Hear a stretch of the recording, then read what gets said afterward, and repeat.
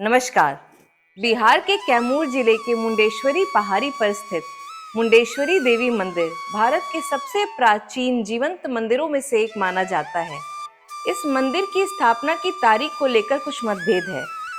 Archaeological survey of India ने इसे 108 ईस्वी में स्थापित माना है और सन 1915 से यह एक संरक्षित स्मारक है।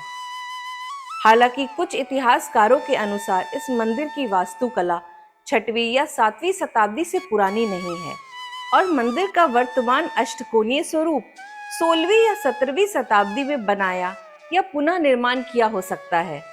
आमतौर पर मंदिर चौकोर या आयताकार होते हैं, लेकिन मुंडेश्वरी देवी मंदिर का अष्टकोणीय ढांचा इसे विशेष बनाता है। इसकी दीवारों पर प्राचीन मूर्तियां और नक्काशी उस समय की कला, आस्था और स्थापत्य कौशल की गवाही देता है। यह मंदिर शिव और शक्ति दोनों को समर्पित है। गर्भगृह में चतुर्मुख शिवलिंग स्थापित है और उसके साथ ही शक्ति की स्वरूप मुंडेश्वरी देवी की पूजा भी होती है। लोक कथाओं के अनुसार देवी दुर्गा ने महिषासुर का वध करने के लिए कैमूर की पहाड़ियों को अपने युद्ध के मैदान के रूप में चुना और अपनी जीत के बाद वह यहाँ पर देवी मुंडेश्वरी के रूप में प्रकट हुई। इस मंदिर की एक विशेष परंपरा है जो लोगों को आश्चर्य में डालती है, रक्तहीन बलि। यहाँ भक्त अपनी इच्छा पूरी होने के बाद बकरे की बलि चढ़ाते हैं, लेकिन बिना एक बूंद खून बहाए। माता की मूर्ति से अक्षत को स्पर्श कराकर बकरे पर फेंका जाता है।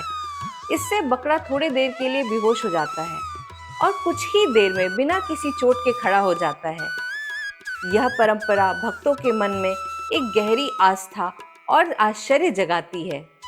इसके साथ ही एक और रहस्यमय और अनोखी बात इस मंदिर से जुड़ी है।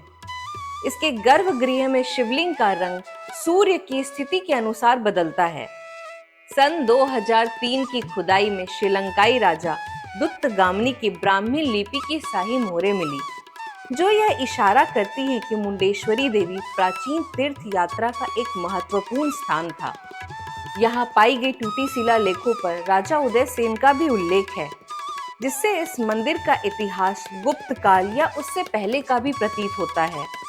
रामनवमी और शिवरात्रि में यहाँ भक्तों की भारी भीड़ उमड़ती है और नवरात्रि के दौरान यहाँ एक वार्षिक मेला लगता है, जिसे देखने के लिए हजारों लोग आते हैं। मुंडेश्वरी देवी मंदिर हमें यह याद दिलाता है कि भारत की संस्कृति केवल किताबों में ही नहीं, बल्कि पुरानी पहाड़ियों, पत्थरों और लोक मान्यताओं में भी सांस लेती है।